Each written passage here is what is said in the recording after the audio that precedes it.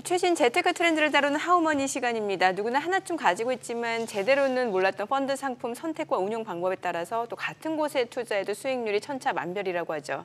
네, 예승의 재테크 필수품 펀드 잘 고르는 법과 돈 굴리는 전략까지 알아보는 시간 마련했습니다. 오원트 금융연구소 오상열 소장님 나와 계십니다. 어서 오세요. 안녕하십니다. 네. 예. 애증 발음을 왜 그렇게 하셨어요? 잘 안 됐어. 잘못하면 애정이 돼가지고. 아침에 이렇게 웃기기 없기에요. 사실 이제 펀드 자체가 간접 투자 상품이잖아요. 그러다 보니까 뭐 수수료도 있고 보수도 있는데 이게 뭐 수익이 났을 때 수수료하고 이제 보수를 내는 거는 괜찮은데 수익이 안 났을 때 수수료 보수 나간다고 하면 사실 조금 억울하거든요. 그렇기 맞습니다. 때문에 좀 이게 어떻게 구성이 되는지 좀 알아야 될 것 같아요. 네네.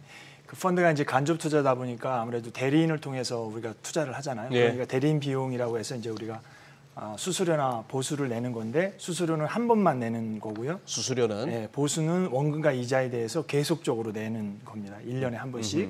예, 그래서 수수료 같은 경우는 이제 맨 처음에 들어갈 때 내는 선취 수수료라는 게 있고요. 네. 마지막에 빠질 때는 후치 수수료, 요즘에는 거의 없는 환매 수수료, 뭐 3개월 이내에 환매했을 때 뭐 70% 이익의 70%를 내는 환매 수수료가 있는데 거의 요즘에는 없고요. 근데 보수가 중요합니다. 보수. 예.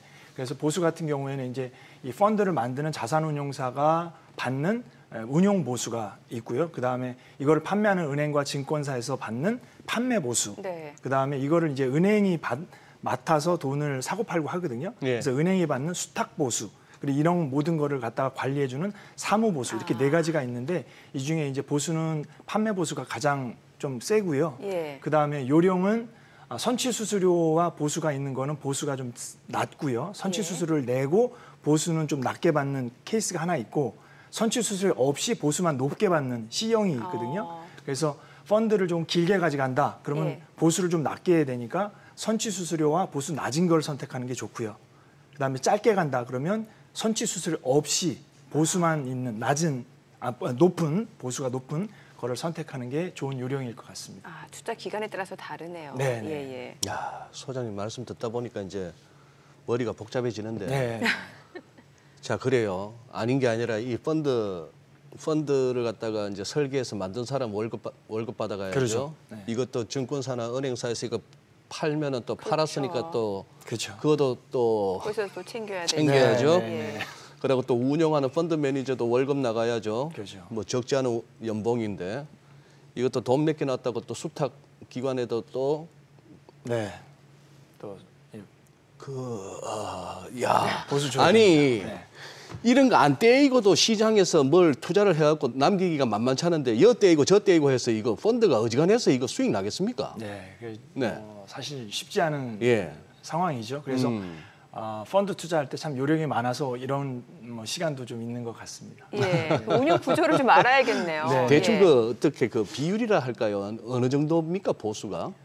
그러니까 보수가 보통 이제 선취 수수료 있는 거 없는 거하고 따져서 이제 보통 1% 내외라고 이제 보수를 보시면 될 것 같고요. 예. 1%를 연 1%를 기준으로 봤을 때 낮으면 괜찮다, 높으면 좀 비싸다 이렇게 네. 생각하시면 될 것 같고. 운영 구조가 화면에 나오고 있어요. 운용 구조는 이제 쉽게 얘기하면 그런 거죠. 이제 투자자가 이제 은행이나 증권사 가서 펀드를 사잖아요. 네. 그러면 거기서 돈을 받아가지고 수탁사에 돈을 줍니다. 그 은행이 돈을 받고 있는데 이 펀드에 대한 운용 지시를 이제 자산운용사가 내립니다. 네. 그러면 그 수탁사는 그대로 자산운용사가 지시 내린 대로 주식이나 부동산이나 채권을 사고 파는 거죠. 예. 거기서 이익이 남으면 이제 판매사로 주고 판매사에서 고객의 환매 요청이 들어왔을 때 이제 이익금을 주는 뭐 이런 구조로 운용 구조가 되어 있습니다. 그러네요. 이제 중요한 얘기를 좀 해봐야 될 것 같은데 사실 이제 뭐 재테크 상품이니까 수익률이 중요하지 않겠습니까? 네, 근데 네. 이 펀드 종류에 따라서 수익률도 천차만별인 거잖아요. 그렇죠. 수익률 차이 어떻게 있는 건가요? 그러니까 이제 위험이 좀 낮으면 수익도 예. 낮고 위험이 높으면 이제 수익도 높은 거죠. 예. 그래서 위험이 제일 낮은 게 머니마켓 펀드라고 해서 MMF. 예. MMF. 만기가 이제 짧은 이 채권들을 모아놓은 펀드. 이게 이제 위험이 제일 낮고 수익도 거의 CMA 수준이고요. 그 다음에 채권으로 모아놓은 채권형 펀드가 두 번째고, 그 다음에 주식과 채권을 모아놓은 걸 혼합형 펀드라고 하는데 네. 주식의 채권의 비중이 좀 더 많은 걸 채권 혼합형 펀드라고 합니다. 이게 세 번째고, 네. 그러니까 주식과 채권에서 주식의 양이 좀 더 많은 거, 이게 이제 주식 혼합형. 그리고 마지막으로 채권 같은 경우 만기에 만기금을 돌려주다 보니까 아무래도 이자가 약하잖아요. 예. 주식은 배당을 안 하면 만기가 없으니까 무조건 네. 공격적으로 투자할 수 있다 보니까 좀 위험도 높고 수익도 많은 거죠. 그래서 마지막에 수익이 높고 위험이 높은 거는 주식형 펀드 또는 뭐 부동산 펀드 예. 이렇게 됩니다. 그러면 지금 하이리스크 하이리턴이라 하셨는데 그렇죠? 자 여기서 그러면은 투자 방식도 네. 적립식이냐 아니면 처음부터 이렇게 그냥 한 번에. 맡기는 게 그렇죠. 거치식이라 네. 그러나요? 네, 맞습니다. 예, 거치식 예. 펀드라고 하죠. 어느 게 더 낫습니까? 뭐 어느 게 나은 것도 있지만 네. 적립식 펀드는 이제 목돈을 만들 때 예. 1억 원 만들기, 5천만 원 만들기 할 때는 네. 적립식으로 매달 넣어야 될 것 같고요. 예. 그다음에 1억이 만들어졌다. 그러면 이제 거치식 펀드나 뭐 상장지수 펀드, ETF로 네. 운용하는 게 나은데 요거는 좀 주식 시장하고 좀 보면 좋을 것 같습니다. 예를 네. 들어서 주식이 횡보장일 때는 요즘같이 횡보장일 때는 정액 분할 투자라는 방식이 있어가지고 예. 매월 정액으로 분할 투자하면은 수익률이 좀 단가가 올라가는 경향이 있고요. 주식이 뭐 대세 상승이다. 네. 그러면 이제 몰빵으로 야. 거치식 투자, 예. 일시막 예. 투자하는 게 예. 좋거든요. 그렇죠. 표가 나와 있는데요. 예. 예를 들어서 만약 내가 500만 원이 있는데 이거를 갖다가 한 방에 일시납으로 거치식으로 투자하는 경우가 있고, 네. 뭐 500만 원을 100만 원을 5번에 나눠서 이렇게 적립식으로 투자하는 네. 게 있다를 비교해드리면 좀 복잡은 하겠지만 제가 천천히 한번 좀 말씀을 설명을 드려볼게요. 해주세요. 예, 계산을 만약 500만 원을 지금 투자를 했는데 이번 달에 주가가 5만 원이고 8만 원, 2만 원, 그다음에 5만 원 이런 식으로 이제 주가가 올라갔다 내려갔다 횡보한다고. 예, 앞에 그래프를 보여주시는 게 더 좋을 것 같아요. 네. 예.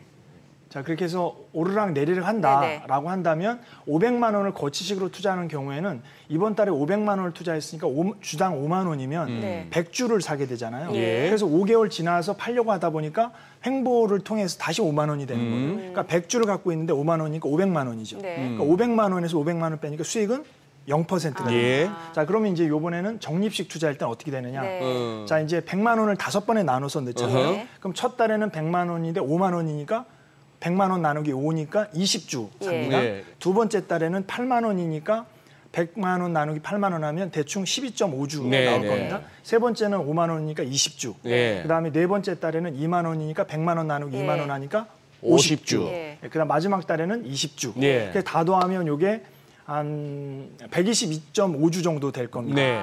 예. 네. 그러면 아까는 500만 원 거치식 할 땐 100주였는데 예. 이번엔 122.5주니까 예. 22.5주가 남는 거죠. 그러네요. 똑같은 5만 원인데. 그렇죠. 예. 500만 원인데. 네. 또, 그렇죠. 예, 예. 그래서 그렇죠. 22.5주 곱하기 마지막 주가 5만 원 나누면 수익률로 따지면 이게 22.5%가 나옵니다. 아하. 그러니까 거치식은 0%, 예. 적립식은 22.5%. 그래서 그래서 이거를 시장이 이렇게 변동이 있을 때는 적립식이 낫고 무조건 난다고 미국에서도 아주 유명한 달러 코스트 에버리징 기법이라고 합니다. 그 정액 우상향이면은 한 번에 처음에 탁 넣는 게 맞고. 맞습니다. 근데 그걸 잘 모르니까 근데 이제 우상향일지 왔다 갔다 할지를. 예, 그건 아무도 모르니까 적립식으로 투자하는 게 예. 근데 제가 아는 우리 정민 앵커 성격상으로는 그냥 거치식 하실 것 같아요. 저요? 예. 저를 다 아세요? 진짜.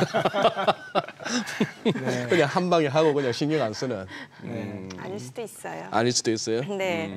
그래서 지금 이제 적립식과 이제 거치식 수익률 차이를 좀 말씀을 주셨는데, 그럼 이제 목돈 마련을 위해서 이제 적립식 펀드를 가입하기로 마음 먹었다면 이제 어디에 투자해야 되는지 이것도 좀 중요할 것 같은데 사실 뭐 시중에 나오는 펀드 상품 너무 많잖아요. 그렇죠, 그렇죠. 예. 예, 굉장히 중요한 얘기인데요. 일단 저는 두 가지 좀 말씀드리고 싶어요. 일반적으로 이제 이걸 잘 생각을 안 하는데 목적이 뭐냐.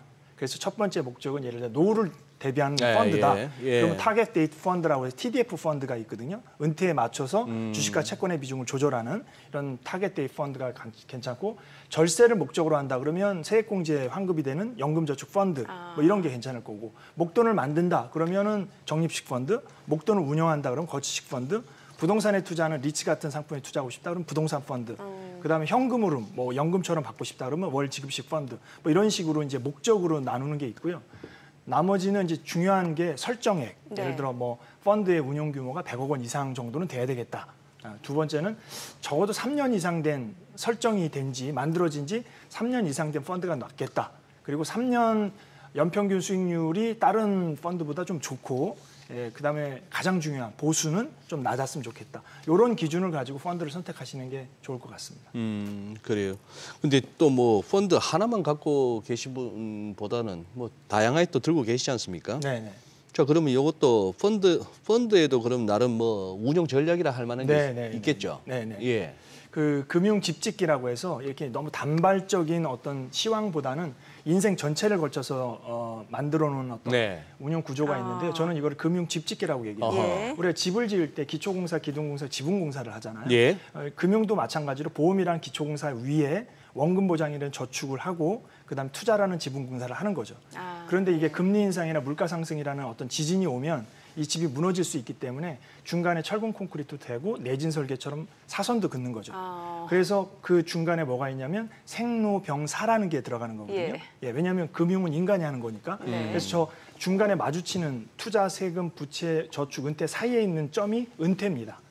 그래서 은퇴와 마지막 사망에 대비해서 은퇴를 위해서는 TDF 펀드를 하는 거고 왼쪽에 부채 상환이나 저축을 위해서는 목돈 마련을 위해서는 적립식 펀드를 하는 거고 모아진 돈을 운영하는 투자 단계에서는 거치식 펀드나 ETF, 그다음 절세는 연금저축 펀드, 그다음에 굴뚝은 이제 부동산에 해당되는데 부동산 펀드 등으로 해서 좀 인생을 놓고 큰 그림을 놓고 펀드도 바라봐야 중간에 환매해서 손해 보지 않는다. 막 그런 운용 전략이라고 보실 수 있습니다. 네. 자, 저희가 이제 펀드 상품에 대해서 좀 알아봤는데 사실 이제 많은 분들이 생각하실 때 내가 직접 투자를 잘 한다고 하면은 이게 가장 좋은 거잖아요. 그렇죠. 그런데 이제 직접 투자가 좀 어려우신 분들이 이런 간접 투자 방식을 택하는 건데 투자할 때 주의할 점이라든지 또 어떤 분들이 어떤 선택을 하면 좋을지 이런 좀 조언을 해주시면 좋을 것 같아요. 네, 그 펀드는 이제 간접 투자 상품이잖아요. 투자는 실적 배당이고 원금 손실이 발생할 수 있습니다. 그래서 안전자산과 위험자산으로 구분을 해야 되는데 100- 나이 법칙이라는 게 있습니다. 100- 나이 법칙. 나이 법칙. 100- 나이 법칙. 예. 그래서 나이만큼은 안전자산, 100에서 나이를 뺀 만큼은 위험자산. 예를 들어 30세다. 예. 그러면 30%만큼은 안전자산. 네. 70%는 위험자산. 그래서 예를 들어서 내가 100만 원이 있다. 그러면 30만 원어치는 적금. 네. 그다음에 70만 원어치는 펀드. 네. 그다음에 1억 원이 있다. 그러면 3천만 원어치는 예금, 7천만 원어치는 거치식 펀드. 이런 식으로 하는 게 유명한 그 안전자산과 위험자산을 구분하는 내용입니다. 그럼 내가 만약 60세다. 그럼 60세만큼은 나이가 많으니까 안전자산으로 가야 되는 거고 70세는 더 안전하게 가야 되는 거고 근데 이걸 거꾸로 하면 되게 이제 위험하게 되는 거죠. 그렇죠. 네, 그래서 100- 나이 법칙을 한다면 100- 나이 법칙을 통해서 펀드를 100- 나이만큼만 한다면 이렇게 위험하지 않게 할 수 있지 않을까라는 생각이 듭니다. 오 소장님, 그것도 세상이 달라졌나 봐요. 제가 전에도 한번 말씀드린 것 같은데 제 주변에 60대, 70대 중에 미국에 QQQ 막 하시는 분들 얼마나 많은지 몰라요. 레버리지. 맞습니다. 그것도 레버리지로. 그것도 3배짜리. 아니, 그러면은 100- 아니라 한 120- 나이로 바꿔야 되겠네요. 그러니까 100- 나이는 하나의 원칙이고요. 앞으로 그게 좀 원칙이 바뀌어야 될 것 같아요. 그럴 수도 있겠습니다. 왜냐면 점점 이제 공격적으로 돼가니까. 거기다가 이제 좀 수명도 늘어나니까. 맞네요. 제 생각이에요. 네, 맞네요. 예. 네. 100세까지를 봤을 때 100- 나이인데 이제 수명이 늘어났으니 120- 나이. 그렇게 생각하겠습니다. 알겠습니다. 알겠습니다. 오늘 또 좋은 내용 잘 들었습니다. 감사합니다. 고맙습니다. 감사합니다.